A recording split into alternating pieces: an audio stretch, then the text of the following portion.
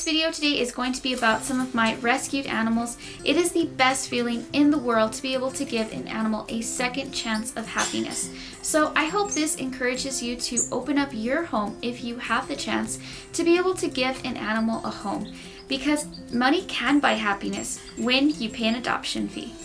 You guys all know Petunia the mini pig, but what you might not know is that we adopted Petunia. Petunia was purchased from a breeder by a family who paid a lot of money for her and her shipping cost. Baby pigs throw tantrums to get what they want, and Petunia was no exception. She screamed all the time, and after 3 days, her family couldn't take it anymore. Not only that, she was afraid of their dogs and also refused to eat. So we were called to see if we could give Petunia a home. Unfortunately, many pet pigs are rehomed because their intelligence makes them hard to deal with and because of their size when full grown. With training, Petunia stopped throwing tantrums and started eating again, and she didn't have a fear of dogs at all. It could have been a misunderstanding of her behavior. Many pigs end up in shelters, but they do make the right pet for some people. With training, time, and love, pigs can make great companion animals. If you think a pig might be the right pet for you, be sure to watch my videos about pet pigs. Evie, the Chihuahua dog, was rescued from a high-kill shelter in New Mexico. I saw her picture on Facebook, and her cute little face just really made me want to take her home. But at the time, I couldn't make a trip out to New Mexico, and the shelter gave you only 1 day to adopt. Fortunately, I met someone online who was willing to go in person for me and adopt the dog and then meet me somewhere closer to home. Mary Beth has saved probably hundreds of dogs herself by adopting them from high-kill shelters and helping them get to their new families out of state. I've met very few people who are as dedicated to saving dogs as Mary Beth. Evie is about 7 or 8 years old, and you can tell that she did suffer from neglect before going into the shelter.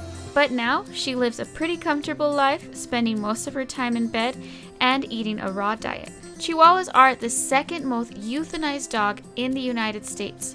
So if it's a breed that you're interested in, be sure to adopt. I just love my alpacas. I have 10 of them. You probably would be surprised to hear that a few years ago, alpacas were an animal I never really thought about twice.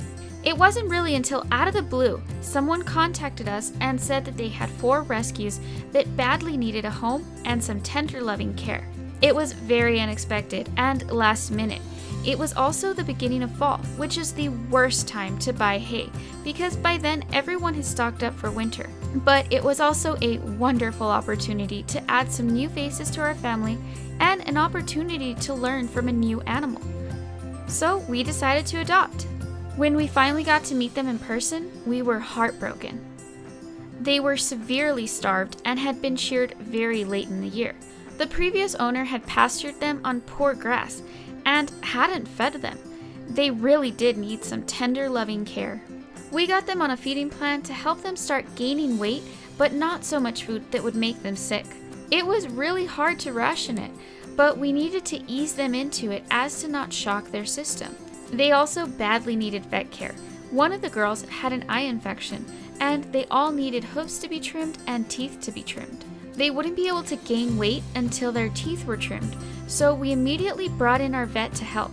Even though they had gone through some rough times, these girls didn't let it affect them.